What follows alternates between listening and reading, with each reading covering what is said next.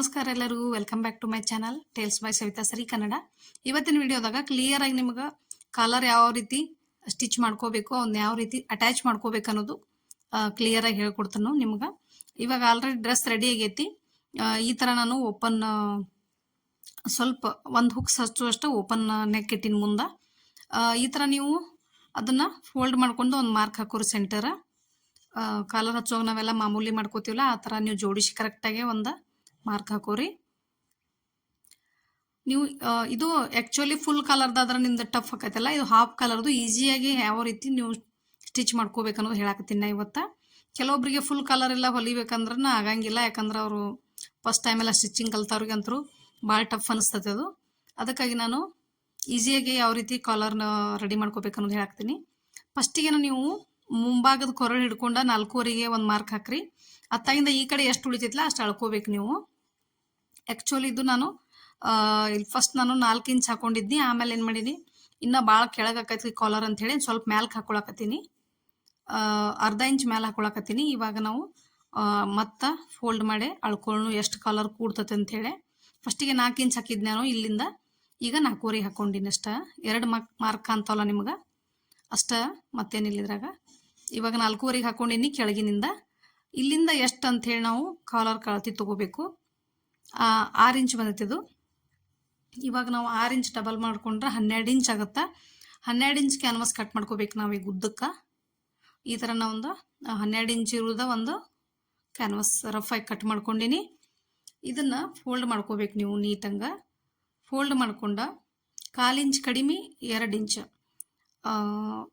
1 ಇಂಚು ಮೇಲೆ ಏನಂದ್ರೆ ನಿಮಗೆ 2 ಗೆರೆ ಕಡಿಮೆ 2 ಇಂಚಿಗೆ ಮಾರ್ಕ್ ಹಾಕೋರಿ. ಹಾಕೊಂಡ ಈ ಥರ ಫೋಲ್ಡ್ ಮಾಡ್ಕೊಂಡು ಕಟ್ ಮಾಡಿ ಎಕ್ಸ್ಟ್ರಾ ಇದ್ದದ್ದು ತೆಗೆದು ಬಿಡ್ರಿ. ಇಷ್ಟ ಸಿಂಪಲ್ ಇದು. ಇದನ್ನ ನಿಮಗೆ ನಾನು ಫಸ್ಟೆಲ್ಲ ಹೆಂಗೆ ತೋರಿಸ್ತಿದ್ರೆ ಫಸ್ಟ್ ಸೇಪ್ ತೊಗೊಂಡ ಬಟ್ಟೆ ಹಚ್ಕೊಂಡ ಕಟ್ ಮಾಡೋದು ತೋರಿಸ್ತಿದ್ನಿ. ಇವತ್ತು ಹಂಗೆ ತೋರ್ಸಂಗಿಲ್ಲ, ನಿಮ್ಗೆ ಇನ್ನೂ ಈಸಿ ತೋರ್ಸಾಕತ್ತೀನಿ. ಈ ಥರ ಫಸ್ಟ್ ಈ ಥರ ಒಂದು ಚೌಕ್ ಪೇಪರ್ ಕಟ್ ಮಾಡ್ಕೊಂಡಿಲ್ಲ ನಾನು, ಪೇಪರ್ ಕ್ಯಾನ್ವಾಸ್ ಏನು ಕಟ್ ಮಾಡ್ಕೊಂಡಿಲ್ಲ. ಆಮೇಲೆ ತೋರಿಸ್ತೇನೆ ನಿಮಗೆ ಸೇಪ್ ಯಾವ ರೀತಿ ತೊಗೋಬೇಕು ಅನ್ನೋದು ಪೂರ್ತಿ ಕ್ಯಾನ್ವಾಸ್ ಅಟ್ಯಾಚ್ ಮಾಡಿದಿಂದ ತೋರಿಸ್ಕೊಡ್ತೇನೆ ನಿಮ್ಗೆ. ಇವಾಗ ಇದು ಎಷ್ಟೈತೆ ಕ್ಯಾನ್ವಾಸ್ ಅಷ್ಟನ್ನ ಬಟ್ಟೆ ತೊಗೋಬೇಕು ಕರೆಕ್ಟಾಗಿ. ಇದನ್ನು ನೀಟಾಗಿ ಕಟ್ ಮಾಡ್ಕೊಂಡು ನಾನು ಎಷ್ಟು ಬೇಕಷ್ಟು ಬಟ್ಟೆ ತೊಗೊಂಡ ಫೋಲ್ಡ್ ಮಾಡಿ ಹೊಲಿತೇನೆ ನಾನು ಇದನ್ನು.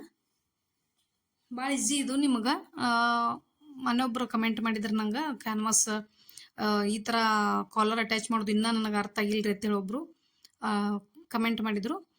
ಅವ್ರಿಗೋಸ್ಕರನೂ ಆಯ್ತು, ಮತ್ತು ಇನ್ನೂ ನಾನು ಡೀಟೇಲ್ ಆಗಿನೂ ಹೇಳಬೇಕಾಗಿತ್ತು ಇದನ್ನು ಕ್ಯಾನ್ವಾಸ. ಈ ಥರ ಫೋಲ್ಡ್ ಮಾಡ್ಕೊರಿ, ಎರಡು ಸೇಮ್ ಫೋಲ್ಡ್ ಮಾಡ್ಕೊಂಡು ಒಂದು ಈ ಕಡೆ ಫೋಲ್ಡೆಡ್ ಸೈಡನ್ನು ಒಂದು ಎಜ್ಜಿಗೆನ ಒಂದು ಸ್ಟಿಚ್ ಹಾಕೊಂಡ್ಬಿಡ್ರಿ. ಎಷ್ಟು ಸೈಜ್ ತೊಗೊಂಡನೋ ಅರ್ಥ ಆಗೈತೆ ಅನ್ಕೊಂಡು ನಿಮಗೆ. 12 ಇಂಚ್ ಉದ್ದ ತೊಗೊಂಡಿನಿ. ಅಗಲಕ್ಕೆ ಏನೈತಿ ಡಬಲ್ ಫೋಲ್ಡ್ ಮಾಡ್ಕೊಂಡ 1/2 ಇಂಚ್ ಕಡಿಮೆ 2 ಇಂಚ್ ತೊಗೊಂಡಿನಿ. ಇವಾಗ ಈ ಥರ ಅಟ್ಯಾಚ್ ಮಾಡ್ಕೊಂಡಿವಲ್ಲ ಒಂದು ಸ್ಟಿಚ್ ಹಾಕಿ ಇವಾಗ ಇದನ್ನು ಫೋಲ್ಡ್ ಮಾಡ್ಕೊಳ್ಳೋಣ. ಮತ್ತು ಇವಾಗ ಶೇಪ್ ಹಾಕಿ ತೋರಿಸ್ತೇನೆ ನಿಮಗೆ. ಮೊನ್ನೆ ಏನು ಮಾಡಿ ನಾನು ಫಸ್ಟ್ ಕ್ಯಾನ್ವಾಸ್ ಒಳಗೆ ಸೇಪ್ ಹಾಕೊಂಡಿದ್ನಿ, ಅದಕ್ಕೆ ಹೊಳ್ಳೆ ಬಟ್ಟೆ ಹಚ್ಕೊಂಡ ನಿಮಗೆ ಕನ್ಫ್ಯೂಸ್ ಆಗಿರ್ಬೋದು ಅದು ಬಹುಶಃ. ಈ ಥರನೇ ಫೋಲ್ಡ್ ಮಾಡ್ಕೊಂಡಿಲ್ಲ. ಈಗ ಇನ್ನಿಲ್ಲೇ ಒಂದು ಮಾರ್ಕ್ ಹಾಕ್ತಾನೆ. ಈಗ ಕ್ರಾಸ್ ಮ್ಯಾಗ ಒಂದು ಅರ್ಧ ಇಂಚ್ ಒಳಗೆ ಫೋಲ್ಡೆಡ್ ಸೈಡ್ ಹಿಡ್ಕೊಂಡು ಈ ಕಡೆ ಓಪನ್ ಸೈಡ್ವರೆಗೂ ಒಂದು ಅರ್ಧ ಇಂಚ್ ಕ್ರಾಸ್ ಹಾಕೊಂಡಿನಿ ನಾನು. ಇನ್ನು ನೀಟಾಗಿ ತೋರಿಸ್ತೇನೆ ನಿಮಗೆ ಇದನ್ನು ಕಟ್ ಮಾಡಿ ಅಜ್ಜೆಲ್ಲ. ಇವಾಗ ತೋರಿಸ್ತೇನೆ ನೋಡ್ರಿ. ಇಲ್ಲೇ ನಾವು 1/2 ಇಂಚ್ವರೆಗೂ ಒಂದು ಕ್ರಾಸ್ ಲೈನ್ ಹಾಕಿನಿ ನಾನು. ಇವಾಗ ಚೂರು ಮ್ಯಾಲೂ ಕ್ರಾಸ್ ತೊಗೋಬೇಕು ನೀವು, ಒಂದು 1/2 ಇಂಚ್ ಕ್ರಾಸ್ ತೊಗೋರಿ. ಅಲ್ಲೇ ಎಜ್ಜಿಗೆನ ತೊಗೋರಿ, ಪೂರ ಈ ಕಡೆ ಬರಕ್ಕೆ ಹೋಗ್ಬೇಡ್ರಿ, ಅಲ್ಲೇ ಅಷ್ಟ. ಈ ಥರ ಹಾಕ್ಕೊಂಡು ನೀವು ಇದನ್ನು ಕಟ್ ಮಾಡಿ ತೆಗೆದುಬಿಡ್ರಿ. ಈಗ ಕಟ್ ಮಾಡಿದ್ದಾಗೈತಲ್ಲ, ನೀಟಂಗೇನಿಲ್ಲ ಬಟ್ಟೆ ಜಾಸ್ತಿ ಕಾಣಿಸ್ತಿತ್ತಂದ್ರೆ ನಿಮ್ಗೆ ಅದನ್ನು ಕಟ್ ಮಾಡಿ ತಗೋರಿ. ಇವಾಗ ಇದಕ್ಕೊಂದು ಸ್ಟಿಚ್ ಹಾಕೊಂಡು ನಾವು ಈ ಥರ ಒಂದು ಸ್ಟಿಚ್ ಹಾಕೊಂಡ್ಬಿಡೋನು. ಎಜ್ಜಿಗೆನ ಹಾಕೋರಿ ಸ್ಟಿಚ್ಚ. ಇದು ಕಾಲರ್ ಯಾವ ರೀತಿ ರೆಡಿ ಮಾಡ್ಕೋಬೇಕು ಅನ್ನೋದು ನಿಮ್ಗೆ ಅರ್ಥ ಆಗೈತೆ ಅನ್ಕೊಂಡಿನಿ. ಹೊಸದಾಗಿ ನೋಡೋರು ಚಾನಲ್ ಸಬ್ಸ್ಕ್ರೈಬ್ ಮಾಡ್ಕೊರಿ. ಇದ್ರಾಗ ಏನಾರ ಡೌಟ್ ಇದ್ರೂ ಕಮೆಂಟ್ ಮಾಡಿರಿ. ನಿಮಗೆ ಇದು ಮೆಥಡ್ ಇಷ್ಟ ಆಗಿತ್ತಂದ್ರೆ ಒಂದು ಲೈಕ್ ಮಾಡಿರಿ. ಈಗ ನೀಟಾಗಿ ನಾನು ಒಂದು ಸ್ಟಿಚ್ ಹಾಕ್ಕೊಂಡಿನಲ್ಲ, ರಾಂಗ್ ಸೈಡ ರೈಟ್ ಸೈಡ ಅಂಥೇಳಿ ನೀವು ಒಂದು ಮಾರ್ಕ್ ಹಾಕೋರಿ. ಯಾವ ರೀತಿ ಹಚ್ಕೋಬೇಕು ಅನ್ನೋದು ನಿಮ್ಗೆ ಅರ್ಥ ಆಕೈತಿ. ಇವಾಗ ಇದಕ್ಕೆ ನಾನು ಪಟ್ಟಿ ತೊಗೊಂಡಿನಿ, ಕ್ರಾಸ್ ಪಟ್ಟಿ ತೊಗೊಂಡಿನಿ. ಕ್ರಾಸ್ ಆಗಿ ಕಟ್ ಮಾಡ್ಕೊರಿ ಇದನ್ನು. ಕ್ರಾಸ್ ಪಟ್ಟಿ ತೊಗೊಂಡಿಲ್ಲ. ಇವಾಗ ಇದನ್ನ ಎರಡು ಅಟ್ಯಾಚ್ ಮಾಡ್ಕೋತಾನೆ ನಾನು.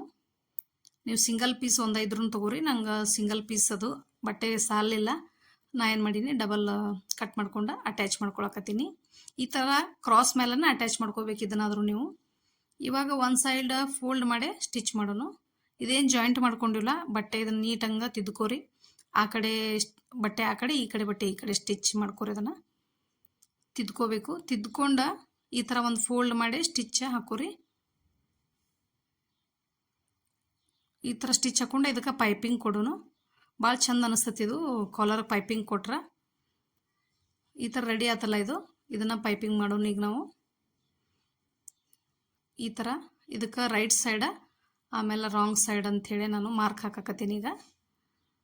ಈಗ ನಾನು ರಾಂಗ್ ಸೈಡ್ ಇಟ್ಕೊಂಡಿನಿ.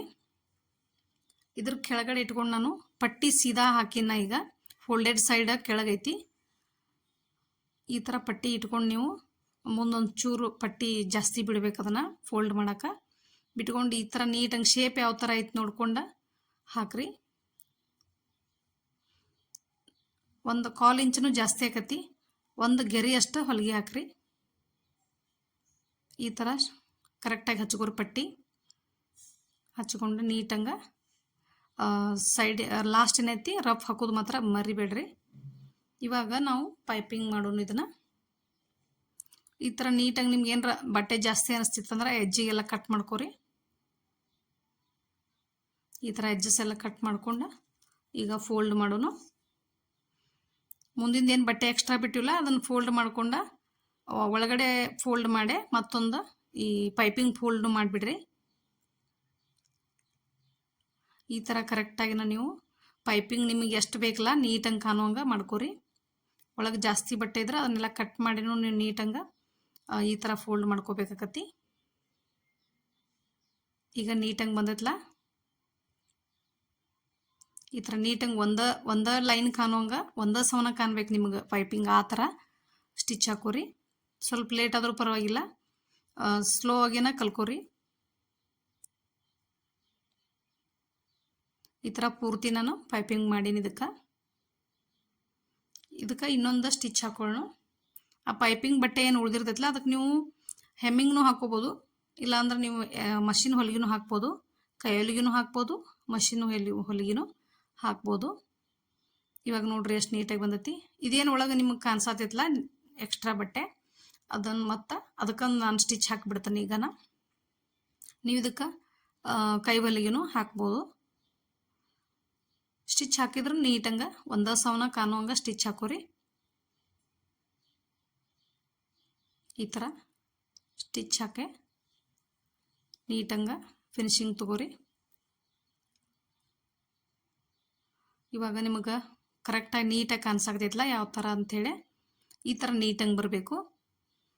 ಇದನ್ನು ಯಾವ ರೀತಿ ಹಚ್ಕೊಳ್ಳೋದು ನೋಡೋಣ. ಫಸ್ಟ್ ನಾನು 2 ಫೋಲ್ಡ್ ಮಾಡೀನಿ. ಅದನ್ನು ಕರೆಕ್ಟಾಗಿ ಫೋಲ್ಡ್ ಮಾಡ್ಕೊಂಡು ಒಂದು ಮಾರ್ಕ್ ಹಾಕಿನಿ ಸೆಂಟರ್. ಈ ಥರ ನೀವು ಮಾರ್ಕ್ ಹಾಕೋರಿ.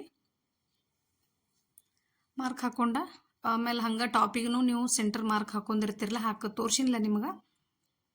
ಇದೇ ಥರನ ಅದಕ್ಕೂ ಮಾರ್ಕ್ ಹಾಕ್ಕೊಂಡು ಇದಕ್ಕೆ ಒಂದು ಪಿನ್ ಹಾಕಿಬಿಡೋಣ ನಾವೀಗ ಕರೆಕ್ಟಾಗಿ.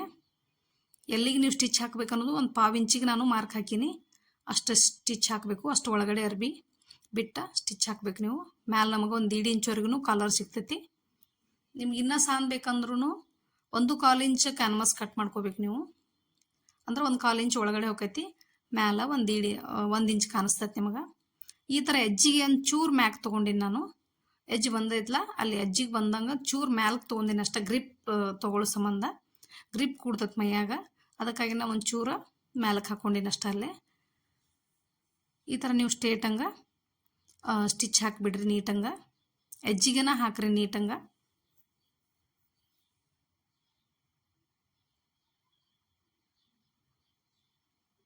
ಫುಲ್ ಕಾಲರ್ ಏನೈತಿ, ಕೆಲವೊಬ್ರಿಗೆ ಕ್ಯಾನ್ವಾಸ್ ಕಾಲರ್ ಬರಂಗಿಲ್ಲಲ್ಲ, ಅಂಥವ್ರಿಗೆ ಭಾಳ ಈಸಿ ಐತಿ ಇದು ಸ್ಟಿಚ್ ಮಾಡೋಕೆ.